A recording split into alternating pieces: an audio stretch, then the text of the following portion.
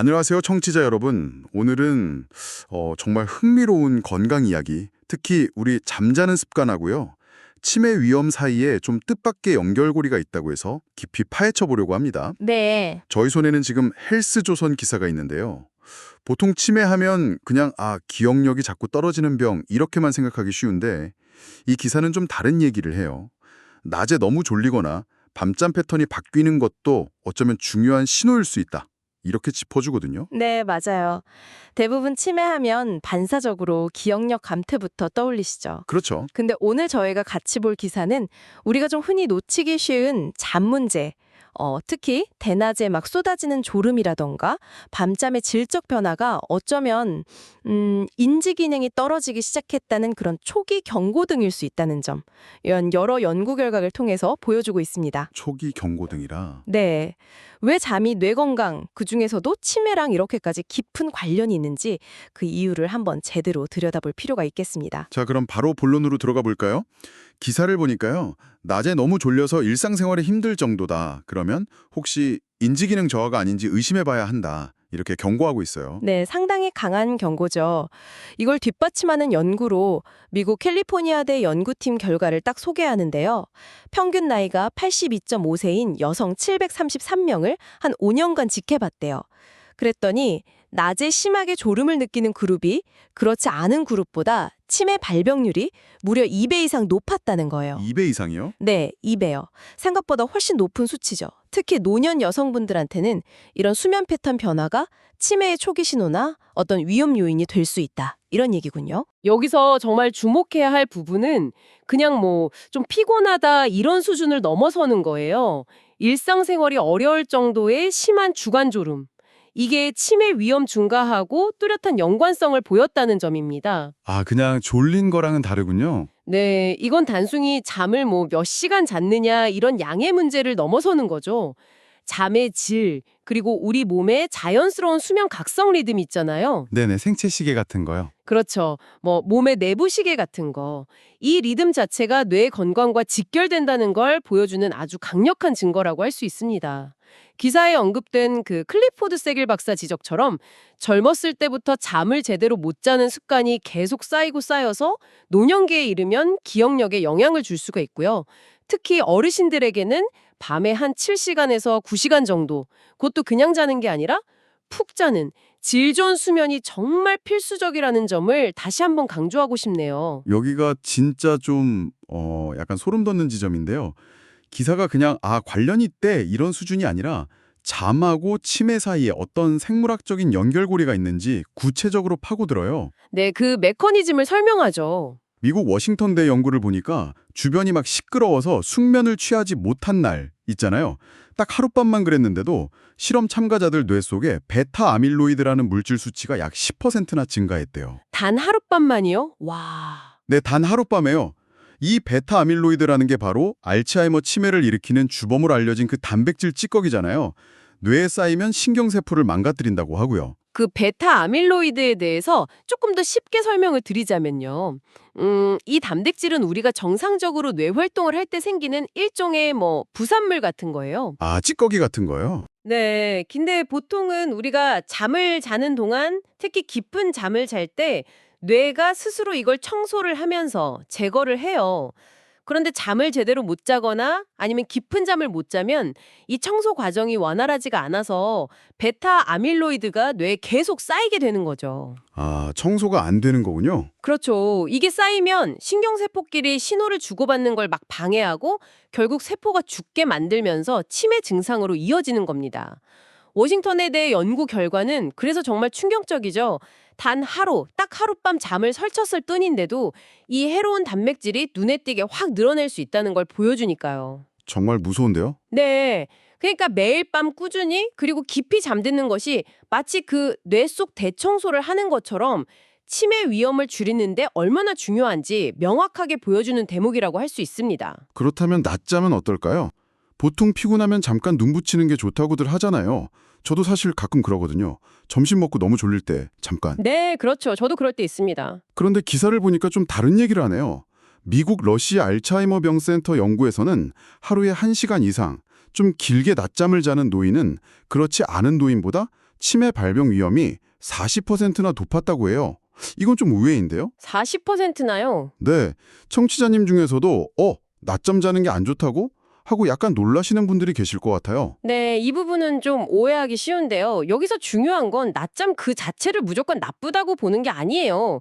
그게 아니라 하루 1시간 이상씩 거의 매일같이 자는 긴 낮잠이 문제가 될 수 있다는 점입니다. 아, 길고 잦은 낮잠이요? 네, 한 15분에서 20분 정도의 짧은 낮잠은 오히려 피로를 풀고 오후 활동에 활력을 줄 수도 있어요. 그런데 매일 1시간 이상씩 길게 잔다는 건 어쩌면 밤에 잠을 제대로 못 자고 있다는 어떤 신호, 반증일 수도 있고요. 혹은 이미 인지 기능이 조금씩 떨어지고 있다는 그런 결과적인 증상일 수도 있다는 거죠. 아, 원인이 아니라 결과일 수도 있다. 그럴 가능성도 있다는 겁니다. 이게 참 흥미로운 질문을 던져줘요. 과연 낮잠의 길이와 빈도가 밤잠의 질과 어떤 관계가 있는지, 그리고 이 모든 것이 치매 위험과는 또 어떻게 연결되는지를 더 깊이 생각해봐야 한다는 신호인 셈이죠. 기사에서도 강조하듯이 수면 문제하고 치매는 서로 영향을 주고받으면서 악순환에 빠지기가 쉬워요. 네, 맞아요. 그래서 날래 너무 졸리거나 밤에 숙면을 취하지 못하는 증상이 계속된다면 그냥 나이 들어서 그런가 보다 하고 넘기지 마시고 초기에 전문가와 한번 상담해 보시는 게 정말 중요합니다. 네, 그렇군요. 이런 위험 신호들을 알았다면 이제 그럼 우리는 뭘 해야 할지 알아봐야겠죠? 다행히 기사에서 구체적인 예방 수칙들도 제시하고 있습니다. 첫 번째는 역시 규칙적인 운동이네요. 네, 운동은 정말 중요하죠. 일주일에 3번 이상 꾸준히 운동하면 뇌로 가는 혈류량이 늘어나고 뇌세포 활동도 활발해진다고 한대요. 특히 유산소 운동 있잖아요. 걷기나 달리기 같은 거. 이런 건 딱 한 번만 해도 뇌 기능에 아주 좋은 영향을 주는 뇌유래 신경 영양 인자, 영어로는 BDNF라고 하던데 이 물질의 혈중 농도를 높인다고 강조하는데요.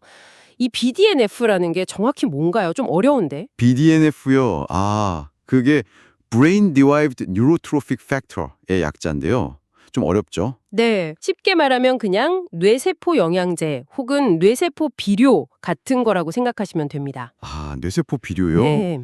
뇌세포가 새로 자라나고 또 살아남고 그리고 서로 연결을 더 튼튼하게 만드는데 아주 중요한 역할을 하는 단백질이에요. 그러니까 운동이 단순히 몸만 건강하게 하는 게 아니라 이 BDNF 수치를 직접적으로 높여서 뇌 건강과 인지 기능 보호에 직접 기여한다는 점을 기억하시면 좋겠습니다.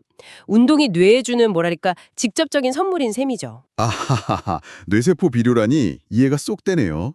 그럼 두 번째 예방 수칙은 역시는 잠이군요. 네, 그렇죠. 빠질 수가 없죠. 앞서 계속 이야기했지만 매일 7시간에서 9시간은 충분히 자고 잠의 질을 높이려고 노력해야 한다고 다시 한번 강조합니다. 수면 장애가 오래되면 단순히 피곤한 걸 넘어서 뇌 크기 자체가 줄어들 수도 있고 아까 말씀드린 그 치매 유발 단백질 베타 아밀로이드가 뇌에 더 많이 쌓인다는 점을 잊지 말라고 상기시키네요. 네, 앞에서 저희가 나눴던 이야기랑 정확히 연결되는 거죠. 깊고 충분한 잠은 뇌가 스스로 베타아밀로이드 같은 노폐물을 청소하는 정말 필수적인 시간입니다. 따라서 단순히 잠자는 시간을 확보하는 것뿐만 아니라 어떻게 하면 더 잘 잘 수 있을까, 즉 수면의 질을 높일까 고민하는 게 치매 예방에 정말 중요해요. 질이 중요하군요. 네, 예를 들면 잠들기 한두 시간 전부터는 스마트폰이나 TV 같은 밝은 화면을 좀 피한다거나 침실을 최대한 조용하고 어둡게 만드는 것처럼요. 침실 환경 자체를 수면에 최적화하는 노력이 필요합니다. 마지막 세 번째 예방 수칙은 건강한 식단입니다. 구체적으로는 지중해식 식단을 실천하는 게 도움이 된다고 하는데요. 이게 통곡물, 채소랑 과일 듬뿍, 견과류, 씨앗류, 그리고 몸에 좋은 지방인 올리브오일, 또 생선이나 닭가심살 같은 흰살코기 위주로 먹는 식단을 말하죠.